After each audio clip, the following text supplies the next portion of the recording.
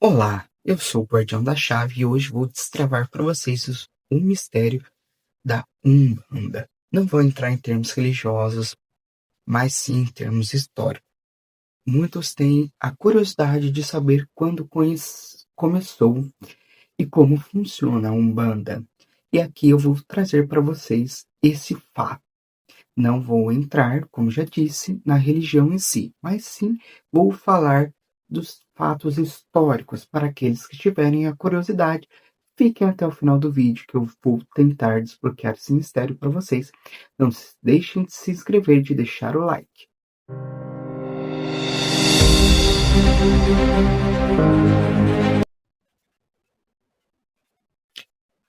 O que é a Umbanda no contexto do Brasil?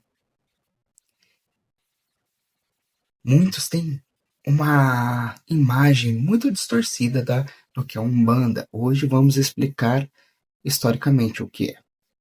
A Umbanda é uma das religiões mais genuinamente brasileiras e também uma das mais mal compreendidas. Ao contrário de tradições traduzidas prontas de fora, ela surgiu aqui, construindo ao longo de séculos de encontros, resistência e adaptações. Neste vídeo vamos contar com base em documentos, estudos e registros históricos exatamente onde ela nasceu, quais raízes a formaram, como se organiza, quais entidades cultua, como são seus rituais e por que elas existem, sem entrar no que se acredita ou não, apenas contando a história e escrevendo como ela é. As origens antes da fundação oficial. Como a Umbanda era antes de ter a formação oficial, antes de ter sido oficialmente fundada. Para entender a Umbanda é preciso voltar ao Brasil colonial e imperial. Ela não surgiu de uma única fonte, nem de um dia para o outro. É o resultado da sobrevivência e da fusão de três grandes matrizes cultural e espiritual que conviviam sobre a opressão da época. A primeira, a matriz africana, com a chegada dos primeiros povos escravizados ao Brasil a partir de 1530, vieram também suas tradições espirituais. As principais eram as do povos iorubás e bantus.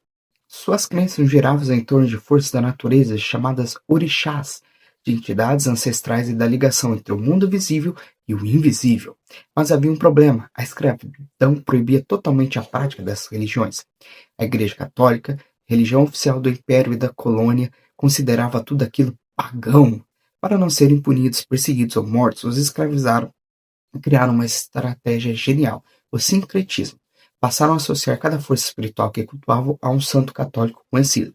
Assim continuavam praticando sua fé, mas aos olhos dos senhores e das autoridades pareciam apenas devotos católicos. Na matriz indígena, ao lado dos africanos havia a população originária do Brasil, milhares de povos com suas próprias visões de mundo. Para eles, a terra, as águas, as árvores, os ventos e os animais tinham alma e inteligência, conheciam profundamente o uso de ervas para a cura, os rituais de equilíbrio com a natureza e a ligação com os espíritos dos antepassados. Esses saberes não ficaram isolados, conviveram com os escravizados, com os mestiços e com a população mais pobre do interior e das periferias, formando uma base de conhecimento prático e espiritual que depois seria absorvida. E também tinha a matriz europeia, catolicismo e espiritismo. Da parte europeia vieram duas camadas importantes: o catolicismo popular, não um oficial da igreja, mas a forma como o povo simples praticava, com a devoção a santos, pedidos de ajuda, oferendas e a crença em que os santos intercedem pela vida das pessoas.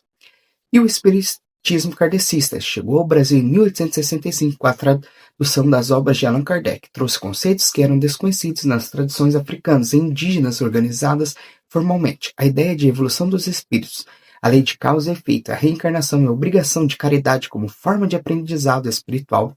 Ele se espalhou rapidamente entre as classes médias e também entre as pessoas que buscavam explicações para a vida fora das regras da igreja. Agora vem a fundação oficial. Qual é sua data, o local e os fatos históricos? Quando começou oficialmente a Umbanda, que está tão enraizada na nossa cultura brasileira, por mais que muitos não querem aceitar. Todas as raízes existiam separadas ou em formas misturadas há séculos, mas foi apenas no início do século XX que surgiu uma organização própria, com nome, doutrina e estrutura definida. O marco histórico oficial é registrado no dia 15 de novembro de 1908, aonde? No Rio de Janeiro, na cidade de Niterói. Naquele dia acontecia uma sessão espírita kardecista tradicional. Entre os participantes havia um jovem de 17 anos chamado Zélio Ferdinando de Moraes, que era estudante da Marinha. Já demonstrava capacidade mediúnica, ou seja, era um médium aos 17 anos. Durante a sessão, ele começou a incorporar um espírito que foi logo criticado pelos líderes do centro. Disseram que se tratava de um espírito inferior, sem condições de evolução, e que ele não poderia continuar manifestando ali. Olha só, cara, até no espiritismo tinha essas coisas. Foi então que, conforme registrado a própria tradição e relatos da época, a entidade se apresentou claramente, era o caboclo das 7 encruzilhadas. Ele teria dito: não sou espírito inferior, venho para trazer uma nova doutrina, que reúne todas as raças, todas as crenças e todas as formas de fazer o bem. Nasce aqui a Umbanda. Então quem trouxe a Umbanda foi o caboclo das 7 encruzilhadas. Esse evento não foi apenas uma manifestação simbólica, marcou o início de uma nova corrente que queria juntar o espírito, juntar o respeito às tradições ancestrais com a estrutura e a ética do espiritismo. Então, precisava melhorar o espiritismo. A cronologia da consolidação. De 1918 a 1920, Zélio Ferdinando de Moraes funda o primeiro centro organizado, batizado Centro Espírita Nossa Senhora da Piedade, também em Niterói. É o primeiro espaço onde se pratica oficialmente a Umbanda, com regras definidas. Nos anos de 1920 a 1940, a doutrina se espalha rapidamente pelo Rio de Janeiro, São Paulo, Minas e por todo o Brasil. Cresce especialmente entre a população negra, pobre e periférica, que ali encontra um espaço de pertencimento e acolhimento que não recebiam outras instituições. A religião se espalhou muito rápido porque ela acolhe muito as pessoas. Em 1940 é elaborado o primeiro estatuto oficial e a doutrina básica é sistematizada, definindo princípios, hierarquias e regras de funcionamento. Em 1961, a Umbanda obtém o reconhecimento legal como religião no Brasil, através do Ministério da Justiça, deixando de ser vista apenas como prática marginal ou folclórica. Hoje é uma das religiões com maior número de adeptos presentes em todos os estados e também em países vizinhos, como Argentina, Uruguai e Paraguai. A Umbanda tem crescido muito forte. Ela é uma religião que acolhe muito bem as pessoas. Então, por isso que ela tem crescido muito. Para você ver, é uma religião muito nova, se for comparar com o cristianismo, que tem mais de 2000 anos, ela tem crescido muito desde então. A estrutura da religião e como ela funciona. Vamos saber aqui então, vou dizer para vocês como que é a estrutura da Umbanda, como ela funciona correto. Lembrando, não faço parte da Umbanda, só estou falando fatos históricos. Para compreender a Umbanda é preciso entender sua organização e suas regras, que são bem definidas e padronizadas na maior parte dos centros. Não é uma prática sem ordem. Tem hierarquia, princípios e objetivos claros. Os princípios fundamentais, as estruturas.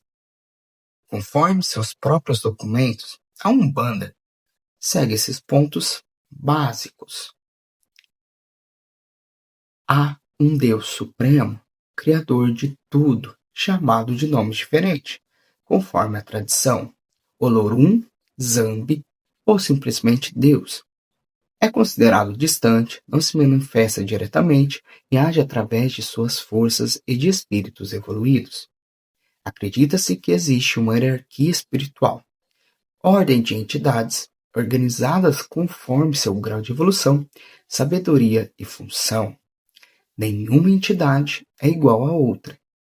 Cada um tem uma tarefa específica com base de toda a prática e a caridade, todos os entendimentos, Atendimentos, passe e orientações são feitos gratuitamente, sem cobrança de valores ou promessas materiais. Há a crença na comunicação entre os mundos, os espíritos se manifestam através de pessoas preparadas, chamadas de médium, para ajudar quem vive na Terra. Agora vamos falar sobre o espaço, o terreiro, assim como todo mundo conhece. O local de prática chama-se terreiro ou centro. Geralmente é um espaço simples, sem luxos, com uma estrutura organizada. A área do altar, onde ficam as imagens dos santos ou símbolos que representam as entidades, velas, ervas, águas e oferendas. Também tem a área de giro, espaço livre no centro, onde os médiuns e participantes ficam durante as cerimônias.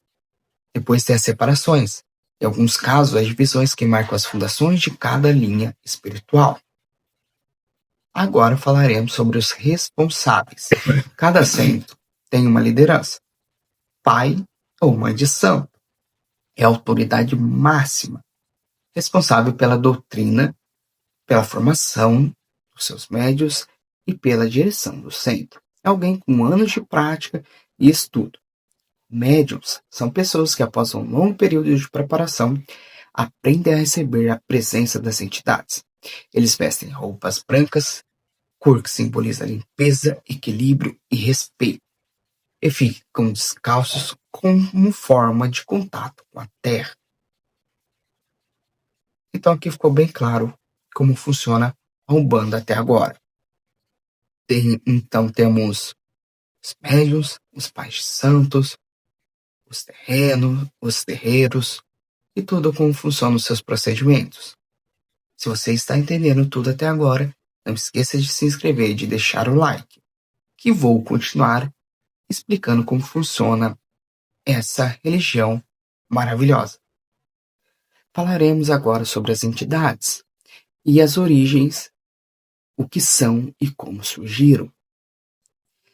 Todo mundo deve ter um pouco de curiosidade do que é ou como surgiu, quem foi o seu Zé Pilintra. Então vamos falar um pouco dele e de outras entidades. Aqui é o ponto onde há mais confusão na Umbanda. Não se usa a palavra santos no sentido católico de pessoas canonizadas pela Igreja. O que existe são entidades espirituais agrupadas em linhas ou famílias, cada uma com uma história de origem definida e uma função específica.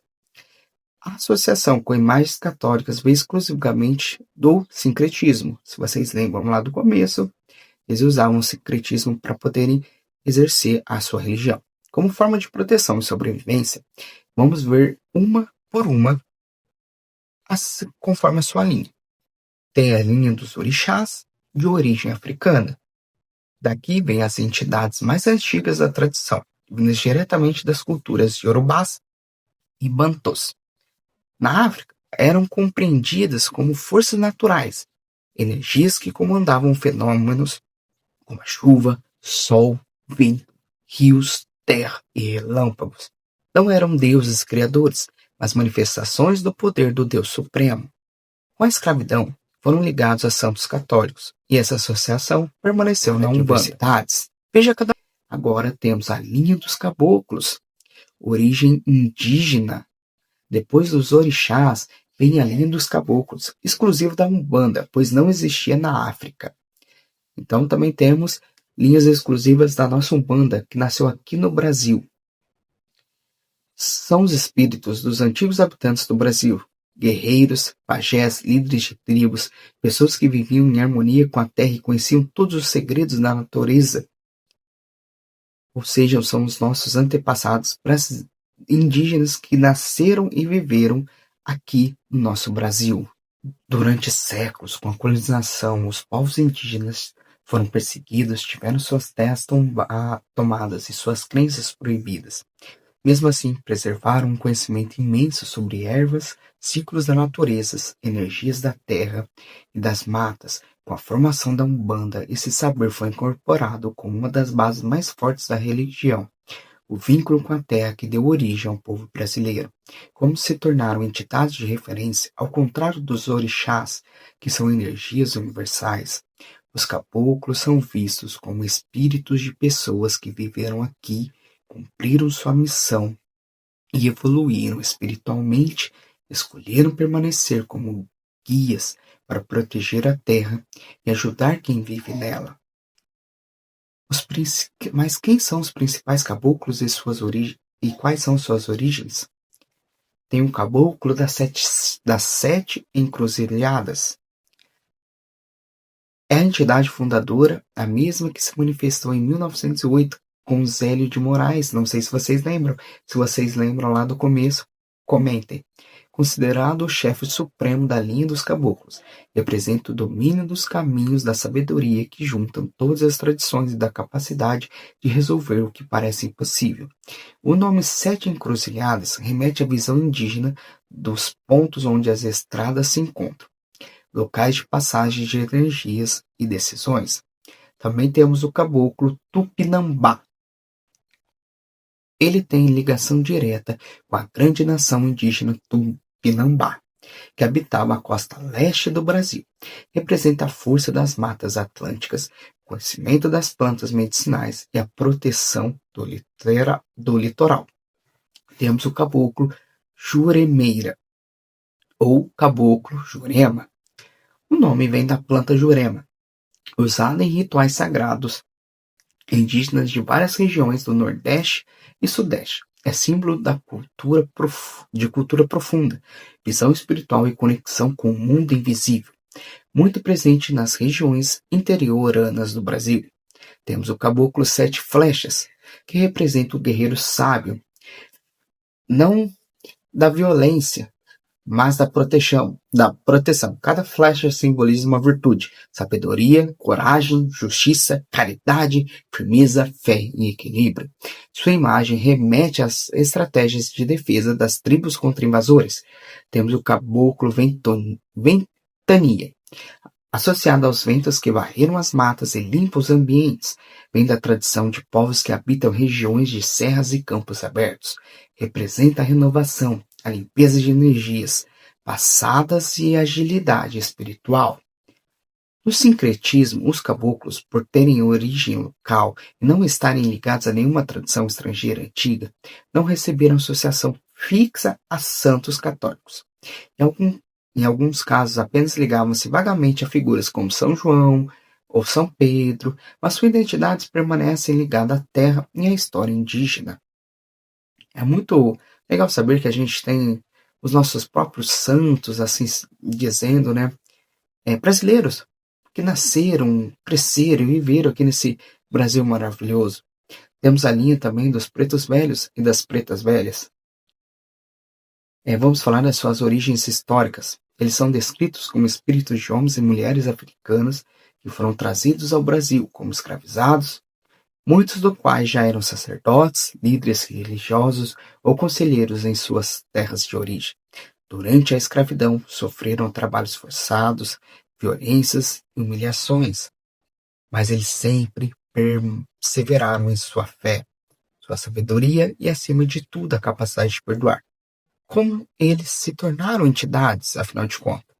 Após a morte, segundo a narrativa umbandista, eles evoluíram espiritualmente graças à sua resistência moral, à humildade e ao perdão concedido aos seus algozes. Passaram a ser vistos como os guias mais acessíveis e mais ligados ao sofrimento humano, pois conhecem na própria pele as dificuldades da vida. São considerados o coração da Umbanda, pois representa a transformação da dor em caridade. São pessoas que viveram aqui como eu e você, sofreram aqui nessa terra e depois evoluíram para ajudar eu e você. Quais são os principais pretos velhos? Pai Antônio, uma das entidades mais antigas e conhecidas, conta a tradição histórica oral que ele viveu em uma fazenda no interior de Minas Gerais ou do Rio de Janeiro. Foi líder espiritual de outros escravizados. Usava ervas para curar e orava em segredo. Quando libertado, dedicou-se a ajudar os mais pobres. Temos também a vovó Maria Conga, ligada à região de Angola, onde já era uma sacerdotisa de sabedoria ancestral. No Brasil, trabalhou em senzalas, ensinou às mulheres a arte de cuidar da família, da saúde e da resistência espiritual. Temos vovó Cambinda. Ela vem da região do Congo, Angola. Trazia consigo o conhecimento de raízes e rituais de proteção do lar. Tornou-se símbolo de sabedoria feminina, de paciência e de orientação para questões familiares. Temos o pai Joaquim. Quem não lembra da música da Galinha Pintadinha? Pai Joaquim de Angola. Ele vem de Angola, onde era conselheiro do povo. No Brasil, dedicou-se a unir as tradições trazidas da África com os conhecimentos que aprendeu aqui, tornando-se símbolo de união e de tolerância. Associam-se geralmente ele a São Benedito, o santo negro da Igreja Católica. São Francisco de Paula ou Nossa Senhora da Conceição. Uma forma encontrada para cultuá-lo, sem ser perseguido durante os séculos. Também temos a linha que dá um pouco mais, assim, como que eu vou se dizer, mais teoria da conspiração, ou deixou o povo com mais medo, ou deixou eles mais cabreiros, que é a linha dos Exus e das Pombragírias. Vamos falar um pouco deles. Nessa linha inclui Zé Pilintra, Maria Navalha e muitas outras figuras populares. Quais são as suas origens históricas também? E qual é o conceito? Essa é a linha, como eu já disse, que gerou mais equívocos fora da Umbanda, por influência de outras religiões.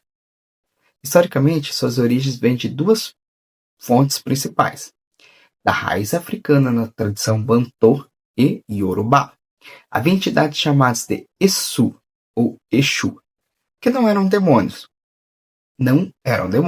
e sim mensageiros, guardiões de limites, porteiros, entre o mundo visível e o invisível. Eram responsáveis por abrir ou fechar caminhos, levar pedidos aos orixás e manter a ordem entre os planos espirituais. E qual é a raiz deles? A raiz popular brasileira deles. Com a formação da Umbanda foram incorporados também espíritos de pessoas que viveram na periferia, nas ruas, nos portos e nas cidades do Brasil do século XIX e início do século XX. Figuras que, apesar de terem vida difícil ou marginalizada, tinham um código de honra própria, defendiam os mais fracos e evoluíram espiritualmente após a morte. Importante, na Umbanda não são forças do mal, são entidades de luz, mas que atuam em áreas onde as outras entidades não chegam, nos conflitos, nas ruas, nas dificuldades sociais e energéticas mais densas. São justos, firmes e não aceitam mentiras.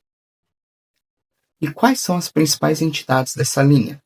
Temos o famoso Zé Pilintra, seu Zé. A origem dele, ele é a figura mais popular dessa linha. Surgiu da cultura urbana do Rio de Janeiro e São Paulo no final do século XIX.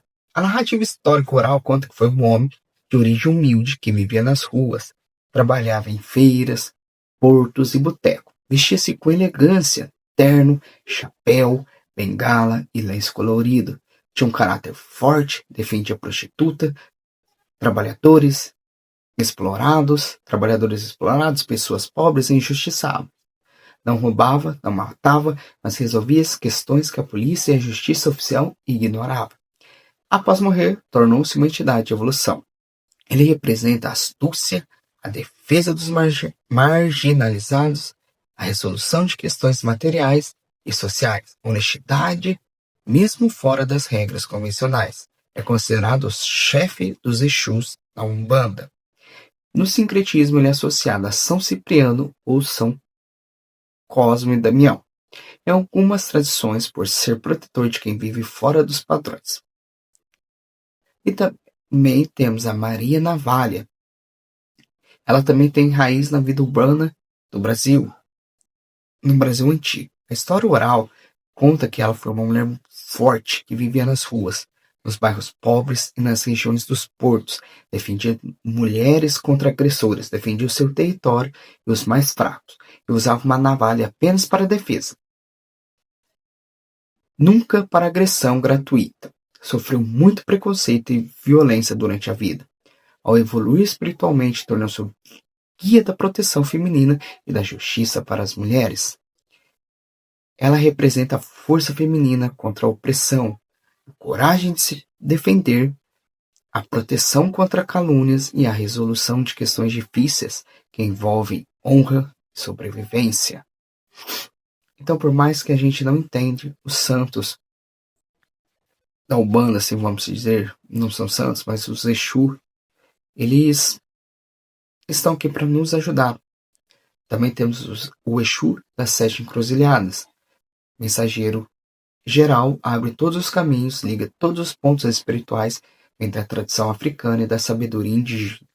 Exu, tranca-rua, responsável por fechar passagem e energia negativa, proteger o terreiro e a casa contra influências ruins. Temos Pombagira Maria Padilha, uma das mais conhecidas também. Conta-se que viveu na Espanha e depois no Brasil. Foi uma mulher de personalidade forte, inteligente, sofreu perseguição por sua independência. Ela representa a beleza, a sedução, a defesa da dignidade, a resolução de questão amorosa e de honra. Temos Pombagira da Rua, ligada à vida nas cidades, às ruas, aos locais de movimento. Ela ajuda pessoas que trabalham com atendimento ao público, comércio ou que vivem em centros urbanos. Também temos a linha das crianças, ou Ibejes, mas eu acredito que tem outro nome que eu já ouvi. Qual é a origem? Raiz africana. Os Ibejes, na tradição iorubá, são gêmeos sagrados que representam a alegria, a simplicidade e a harmonia. São filhos de Xangô e Oxum, símbolos da inocência e da felicidade espontânea. Na raiz brasileira, incorporou também espíritos de crianças que faleceram precocemente sem terem vivido plenamente, mas que evoluíram rapidamente graças à sua pureza natural. Como se tornar entidades, são vistos como os guias mais leves, que atuam na alegria, na cura de crianças, na solução de problemas, que exigem simplicidade e na recuperação da esperança das pessoas. É maravilhoso. Temos a linha também dos pretos velhos e das pretas velhas. Vamos falar das suas origens históricas. Eles são descritos como espíritos de homens e mulheres africanos que foram trazidos ao Brasil como escravizados, muitos dos quais já eram sacerdotes, líderes religiosos ou conselheiros em suas terras de origem. Durante a escravidão, sofreram trabalhos forçados, violências e humilhações, mas eles sempre perseveraram em sua fé, sua sabedoria e, acima de tudo, a capacidade de perdoar. Como eles se tornaram entidades, afinal de contas? Após a morte, segundo a narrativa umbandista, eles evoluíram espiritualmente graças à sua resistência moral, à humildade e ao perdão concedido aos seus algozes. Passaram a ser vistos como os guias mais acessíveis e mais ligados ao sofrimento humano, pois conhecem na própria pele as dificuldades da vida. São considerados o coração da Umbanda, pois representa a transformação da dor em caridade. São pessoas que viveram aqui como eu e você, sofreram aqui nessa terra e depois evoluíram para ajudar eu e você. Também temos a linha que dá um pouco mais assim de, como que eu vou se dizer, mais teoria da conspiração, ou deixou o povo com mais medo, ou deixou eles mais cabreiros, que é a linha dos Exus e das Pombagírias. Vamos falar um pouco deles. Nessa linha inclui Zé Pilintra, Maria Navalha e muitas outras figuras populares. Quais são as suas origens históricas também? E qual é o conceito? Essa é a linha, como eu já disse, que gerou mais equívocos fora da Umbanda, por influência de outras religiões. Historicamente, suas origens vêm de duas fontes principais: da raiz africana na tradição Banto e Yorubá. Havia entidades chamadas de Essu, ou Exu, que não eram demônios, e sim mensageiros, guardiões de limites, porteiros entre o mundo visível e o invisível. Eram responsáveis por abrir ou fechar caminhos, levar pedidos aos orixás e manter a ordem entre os planos espirituais E qual é a raiz deles? A raiz popular brasileira deles. Com a formação da Umbanda foram incorporados também espíritos de pessoas que viveram na periferia, nas ruas, nos portos e nas cidades do Brasil do século XIX e início do século XX. Figuras que, apesar de terem vida difícil ou marginalizada, tinham um código de honra própria, defendiam os mais fracos e evoluíram espiritualmente após a morte. Importante, na Umbanda não são forças do mal, são entidades de luz, mas que atuam em áreas onde as outras entidades não chegam, nos conflitos, nas ruas, nas dificuldades sociais e energéticas mais densas. São justos, firmes e não aceitam mentiras. Sem julgamento, sem nada, só querer trazer o fato histórico. Afinal de contas, a Umbanda está no meio de nós. Tem muitas pessoas que ainda julgam, criticam e tem um pouco de preconceito. Mas eu queria trazer aqui um pouco para as pessoas poderem conhecer, para não terem mais medo do desconhecido, não terem mais medo do que ouviram falar, mas conhecer um pouco da história. Afinal de contas, quem criou a Umbanda fomos nós, os brasileiros. Então, uma religião nossa, querendo ou não. Você não pode participar, você não pode crer, mas você também não pode negar que ela existe. E devemos respeitar. Afinal de contas, não foi Jesus que disse amar a Deus acima de todas as coisas e amar o próximo, como Deus nos amou, como eu vos amei no caso, né? Então temos que amar o próximo e conhecimento nos traz clareza. Então, trago para vocês um pouco de conhecimento sobre a Umbanda, para que isso possa esclarecer mais as pessoas e evitar um pouco de preconceito, tirar isso de lado, ver que não é nada daquilo, porque muitas pessoas ainda têm medo da Umbanda, chamam de macumba e tudo mais, e trazem sei lá, deixa uma sensação estranha. Não façam isso. É uma religião que traz o bem. Por mais que muitos dizem o contrário, ela traz o bem também. O intuito dela é ajudar o próximo. Então, se você gostou do vídeo, do conhecimento que eu trouxe para vocês, curtem, compartilhem, deixem seu like e comentem, porque eu não faço parte da Umbanda. Se eu falei algo errado, se eu falei algo de errado, comentem, me corrigem, por favor. Eu só quis trazer o fato histórico sobre aquilo que eu pesquisei.